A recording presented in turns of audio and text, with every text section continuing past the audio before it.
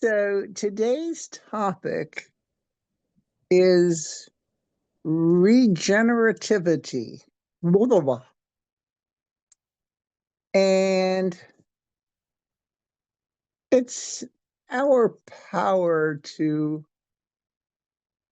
bounce back, to become ourselves again after we get a little rattled, perhaps, to continue moving forward.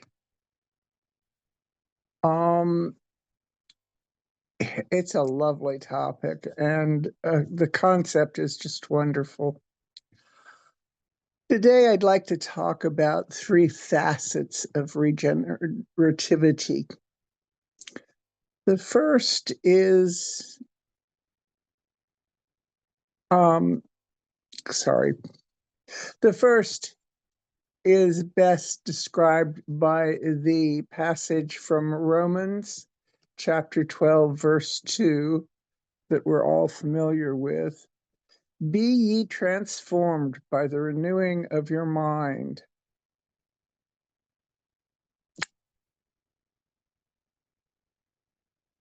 And I've had a situation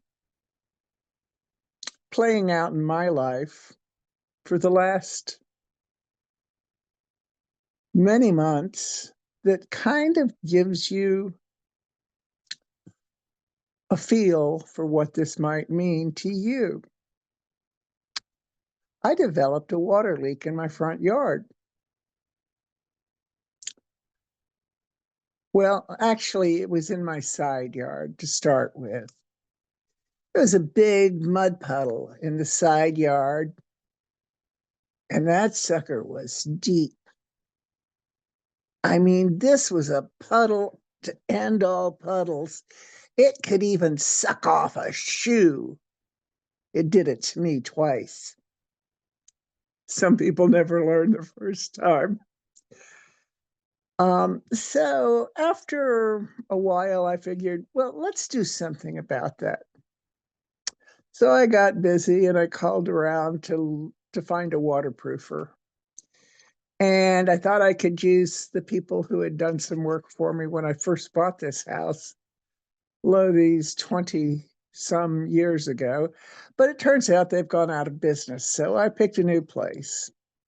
And they came out and they put in a little underground system to move the water from the backyard to the front and then to spread it out and cause it to, dissipate underground. Except it didn't quite work that way. I wound up having a sprinkling of water, a trickle, if you will, that came from the discharge point and went about 3 feet down to the sidewalk. And then it ran down the sidewalk to my neighbor's yard. This did not make me happy, and needless to say, my neighbor was less than thrilled about the situation as well. So I worked on it a bit and tried to make it go someplace else, and I wasn't able to. And I couldn't get a response from the people who had worked on it. I just kept getting a voicemail and no messages were ever returned, and it really was very frustrating. And so I kind of dropped it for a while until I got this lovely notice from Prince William County that said, fix it or else. So I said, okay, I'm not sure what that or else would be, but let's fix it. So I tried again to get the people who had worked on it before to no avail. And I did several other things.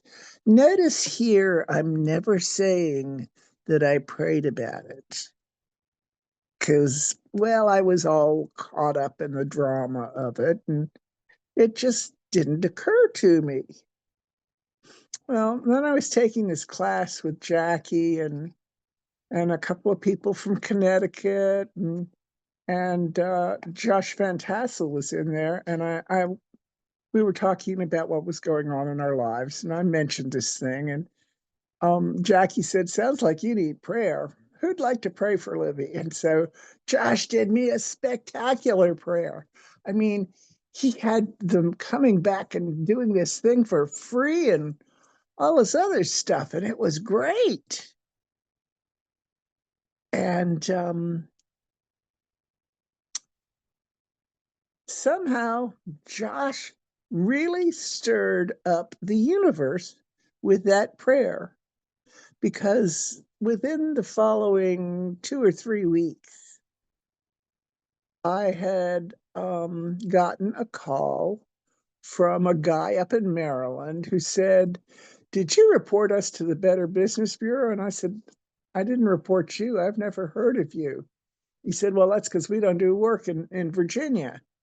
And I said, "Well, I know who I did report." And he said, "Was it da da da da?" And I said, "Yeah." And he said, "Well, it looks like they've sent da da da da's letter to me, so I'm going to get back in touch with them and tell them to fix it." I said, "That'd be great." And I said, "Do you have a number on there for da da da da?" And he said, "Yeah." And he gave me the number. It was not the number that I had gotten off of their website. So I called this other number, and it was the number for their office. And I explained to the gal what had happened. And she said, "Oh, that guy doesn't work for us anymore, but I'm going to send my supervisor out." But now, long story short, they decided to put in a well around the discharge point and fill it with river rock. So I've got this well, and only when it rains like as hard as it possibly can, and we've had some fairly torrential downpours, does it go anywhere. And then when it stops raining, it stops. So we're good to go. We're gold. My neighbor's happy. I talked to him. Okay. He's fine with it. I'm happy with it. How does this relate to being transformed by the renewing of your mind? Well, it's very simple. When I saw the solution that the waterproofer had put in, I thought, now that's artistic, because it is fairly. It's a nice circular thing. And if I put a little planting around it this summer, I think it'll even look better. And it's very attractive. And so now, instead of having a leak, I have a water feature. Instead of having a problem, I have a lovely little spot in my front yard. The problem was transformed when it became a plus rather than a minus. And thanks again, Josh, for that lovely prayer. It did the job. So, be transformed by the renewing of your mind. How would we say that in science of mind lingo? I think Ernest Holmes would probably say, change your thinking, change your life. The second facet of regenerativity that I'd like to talk about is renewal and the law of growth.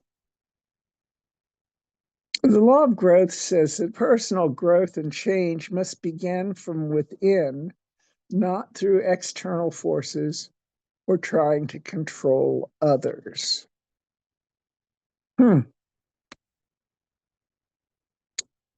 Well, I got a doozy on that one. And I didn't even know I was doing this, folks. Years ago, when I was in San Francisco working there in the city, I had a team of about 8 or 10 people working with me. And the boss brought in this consultant to do some organizational change work. I had worked with this consultant before and was not impressed with him at all. He similarly didn't seem to like me very much. Okay. So he came in and, did a little round robin thing with everybody to kind of break the ice and get everybody thinking. And then the next day we were set up to spend the day with him. And I guess about 30 minutes in, we each had a sheet of clipboard paper and markers, and we were to draw a picture of our role in the group.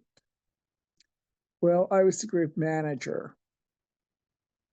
At the time, I was also a fairly avid bicyclist because that's how I'd met my husband, was bicycling. I broke my bicycle. That got his attention because he was a bicycle mechanic. It was meant to be. Anyway, I was a fairly avid bicyclist, so I decided to use that as the symbol for my drawing. What I drew was a bicycle wheel, okay, with the spokes and the hub and all of that good stuff. And if you've done any cycling, you'll know what a spoke wrench is, but if you haven't, you might not. It's a small, yay big kind of tool that you use to tighten the spokes with. And so the spokes have to be evenly tightened on either side of the hub so that they keep the wheel round and what's called true or flat. Okay, and that way it runs straight. And so I drew a little spoke wrench at the bottom of one of the spokes. And then I wrote the names of my group members around the wheel. And then we had to go through and explain to everybody what our picture was all about. And so, everybody knew that Tom was a bike mechanic, and everybody knew that we had, when we got married, our wedding gift to each other was a tandem bicycle that he built. We had the frame built, and he built it up from the frame. And I said, this is something I learned when I was building the wheels for our tandem. And so I explained about what that spoke wrench was and how the theme for my my drawing was that my role was to make sure that everybody was contributing to the round and flat of the group, to keeping the wheel rolling. And my job was to make sure that everybody had what they needed in order to do that. Now, to me, there was nothing special about this concept, okay? It had come to me easily and no skin off my nose kind of thing. Well, this consultant absolutely went bug nuts.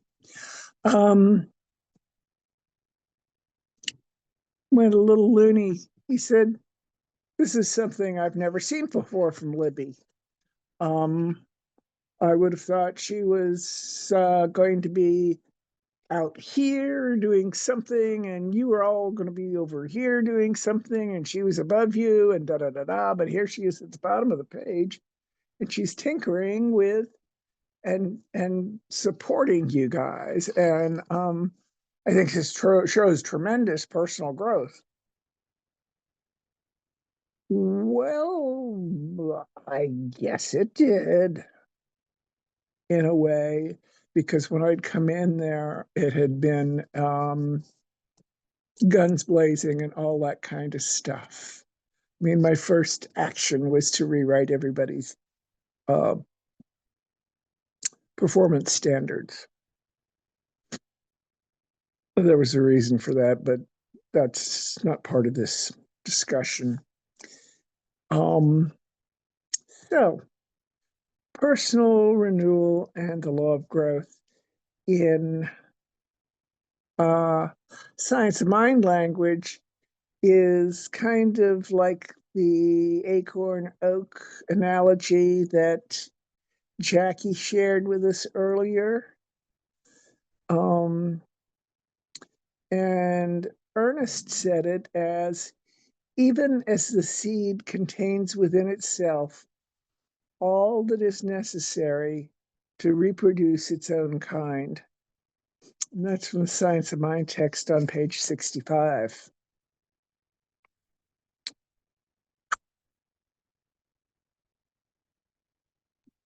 So, the third facet of regenerativity is to follow your entelechy. Did I say that right, Jackie? Thank you.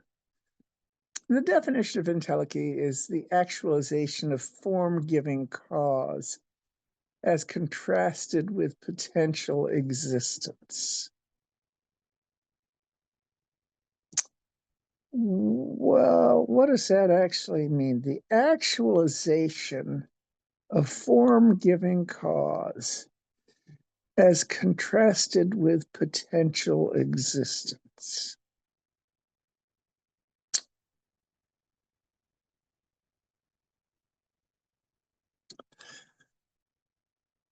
It kind of is a little tough to wrap your brain around, especially this early in the morning. She said, taking a big slug of coffee. Um,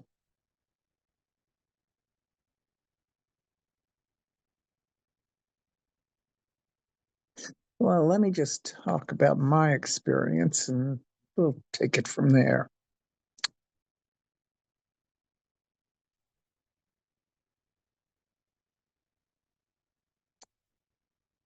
My father could be a difficult man.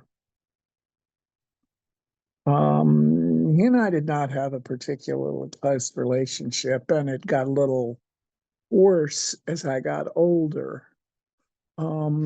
He was one of the world's biggest and meanest teases, and he loved to tease me in particularly mean kinds of ways. He had one that he used to do that would just drive me out of my gourd. And it involved him telling a story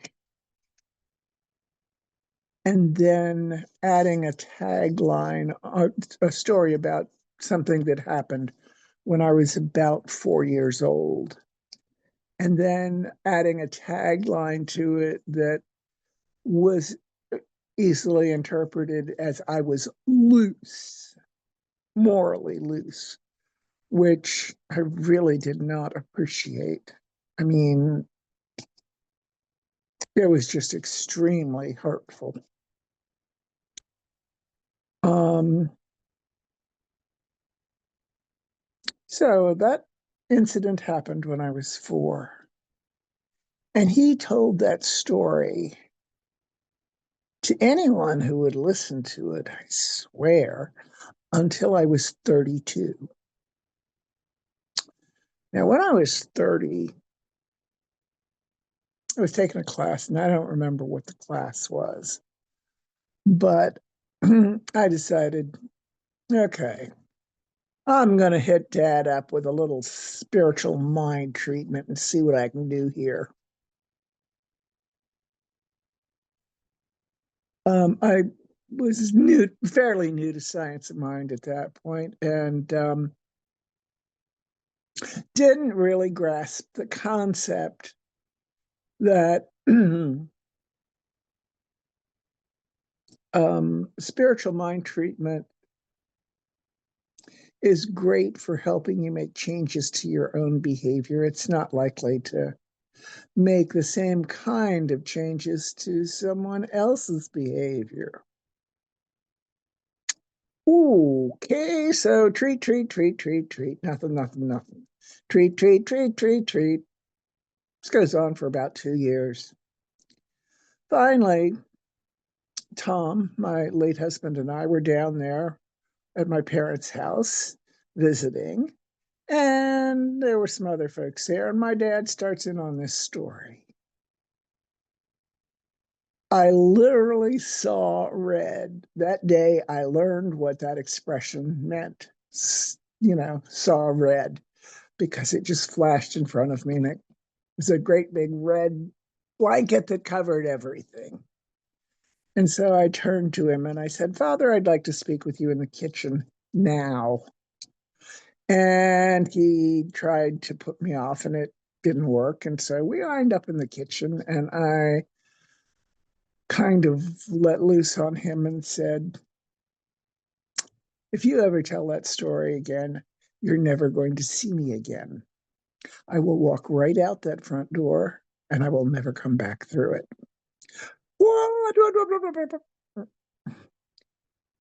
So we talked for a bit, and I learned why that situation was so present in his mind, even so many years later, and it was fear-based. Okay. He had no idea that I hated that story, even though I'd told him several times I would appreciate him not telling it again. But for our purposes today, I will just say that, boy, that sure cleared the air. And I've never heard that story again. And that just delighted me. So,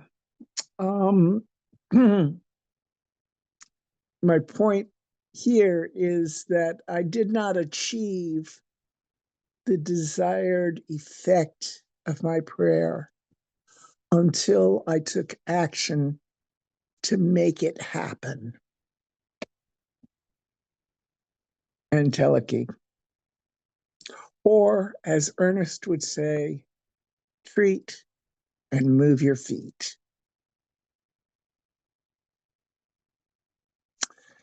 And that is regenerativity. How about a prayer?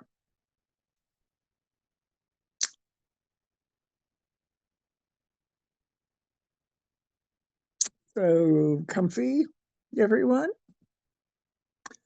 Close your eyes if you'd like. This is what I know. There's only one. One power, one presence, one source.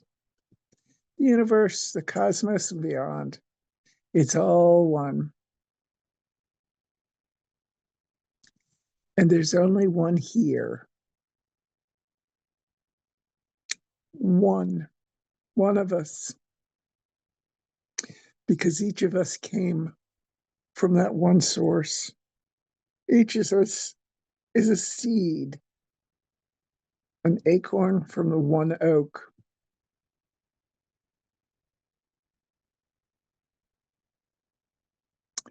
And I speak my word for the power of regenerativity, for the ability to make what we will of our lives. I am glad to have learned the lessons that regenerativity teaches because they are foundational to our teaching and to our success in this existence. I am blessed by the many gifts that have come to me through the concept of regenerativity. The beautiful landscape feature in my front lawn, not having to listen to that terrible story of my father's, and the experience with the consultant in San Francisco are but a few examples of the many ways that regenerativity has amplified my existence and made me a happier, more productive, and more fulfilled person. I give thanks. I give thanks for the power of regenerativity, for the power of prayer, for the knowledge that prayer works, and for the time to pray and talk with you today. I give thanks and I release this word into the law that never says no, has already delivered so many good things, and is always in the process of delivering more good, for there is no limit to the good the law provides. It is absolutely limitless. We have only to ask, and we shall receive.